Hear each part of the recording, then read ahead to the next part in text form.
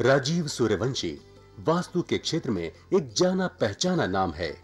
पिछले एक दशक से भी अधिक समय से इस क्षेत्र में सेवारत, भवनों को बिना तोड़े या फेरबदल किए उनके परामर्श से असंख्य लोग लाभान्वित हुए हैं।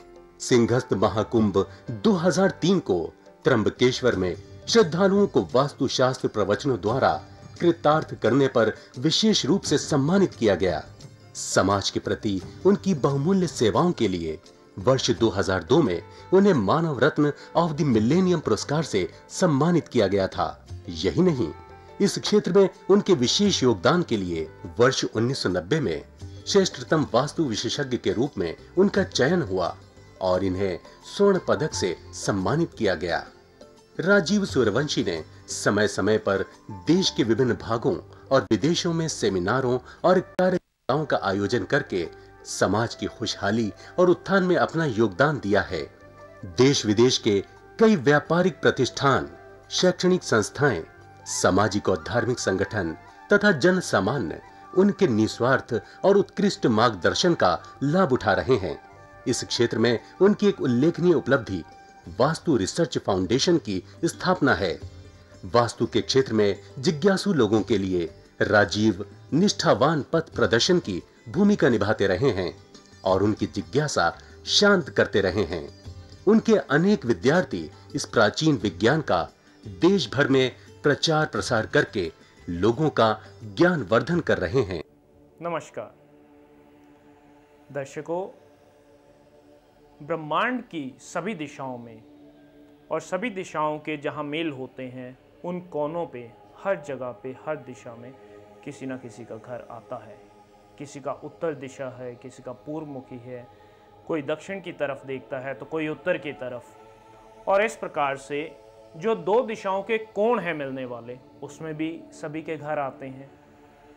अब लोग इस चक्कर में पड़े रहते हैं कौन सा शुभ है, कौन सा अशुभ है।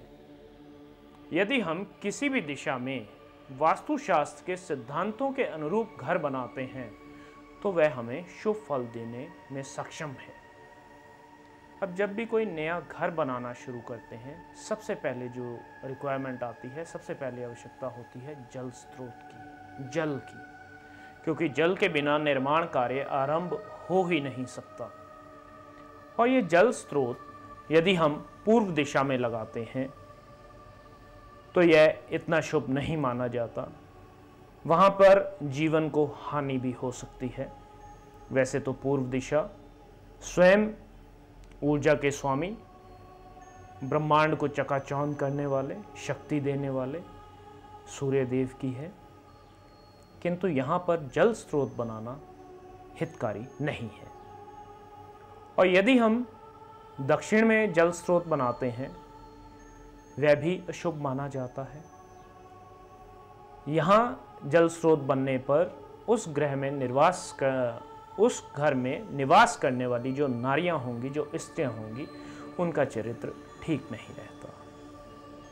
इसी प्रकार से यदि हम उत्तर दिशा में जल स्रोत बनाते हैं तो उत्तर दिशा का जो जल स्रोत है वो बहुत ही शुभकारी रहता है और उसमें हमें धन वृद्धि मिलती है।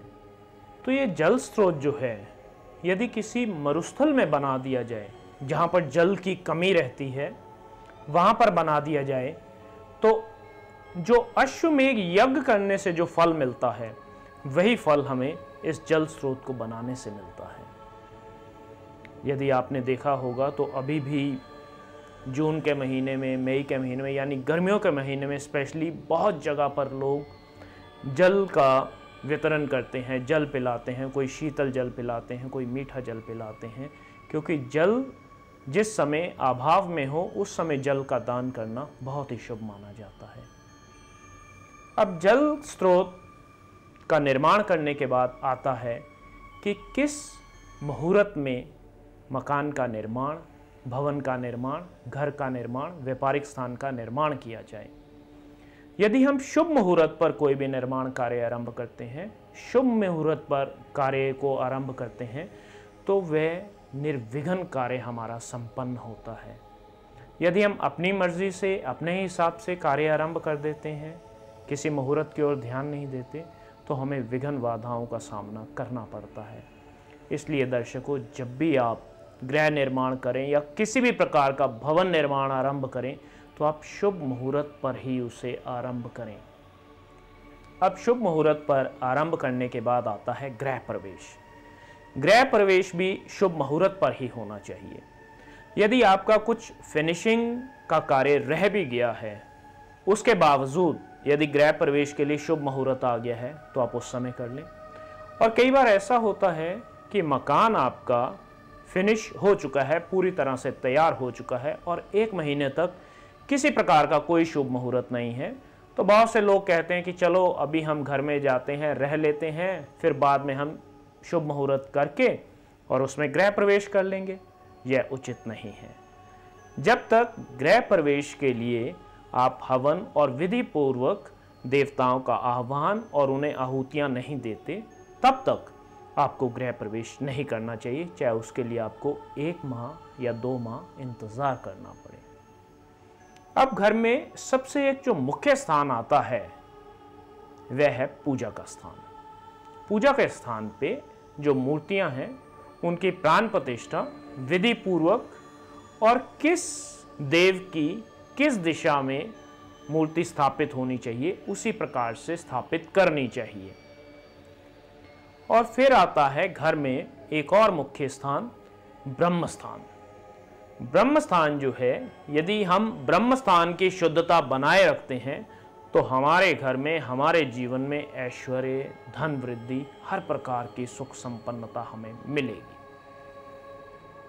अब ब्रह्म स्थान से ही रिलेट करता हुआ मैं आपको एक वाक्य सुनाता हूं, एक कथा सुनाता हूं जो कि महाभारत के समय से है।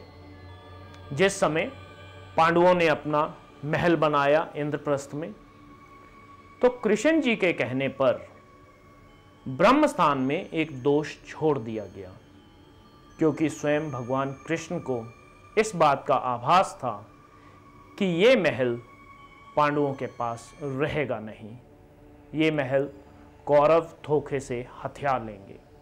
और वही हुआ।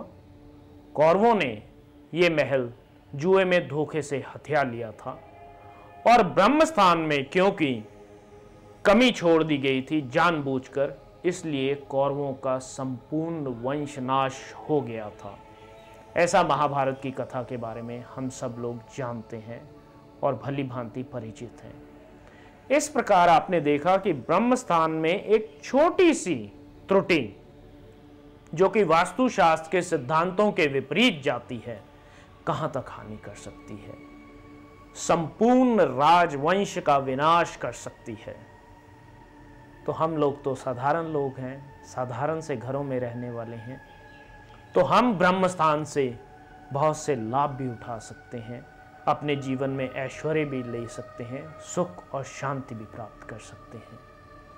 तो दर्शकों, हमें चाहिए कि हमें जब भी निर्माण कार्य करें तो उस निर्माण कार्य में जिस प्रकार से हम अन्य चीज़ों का, अन्य बातों का ध्यान रखते हैं, उसी प्रकार से हम वास्तुशास्त्र के सिद्धांतों का भी ध्यान रखें कि जो निर्माण कार्य चल रहा है वह वास्तुशास्त्र के सिद्धांतों के अनुरूप चल रहा है, ताकि हमारे जीवन में सदैव खुशी, शांति और समृद्धि का वातावरण बना रहे और इस जन्म में हम कर्म करते हुए सद्गति को प्राप्त हो। आज मैं अपने वचनों को यहीं विराम देता हूं। कल एक नए वृत्तांत के साथ आपसे फिर भेंट होगी। तब तक के लिए नमस्कार। दर्शकों, अगर आपकी भी कोई समस्या है तो आप राजीव जी से अपॉइंटमेंट लेकर मिल सकते हैं। प्रतिष्ठान में आपका स्वागत है। राजीव जी की सेवाएं भारतवर्ष के साथ साथ विदेशों में भी उपलब्ध हैं। यदि आप वास्तुशास्त्र प्रवचन कराना चाहते हैं, उसके लिए भी आप हमसे संपर्क कर सकते हैं। वास्तु की स्पेशल किट, जिसमें सिद्ध यंत्र और अभिमंत्रित की हुई 10 वस्तुएं हैं, जो कि आपके पूरे घर के विभिन्न स्थानों के उपयोग में आएंगी। आप भी परामर्श के लिए राजीव सूर्यवंशी जी से मिल सकते हैं। पता है भारतीय वास्तु अनुसंधान प्रतिष्ठान, C6, सरस्वती गार्डन, कीर्ति नगर, नई दिल्ली 15।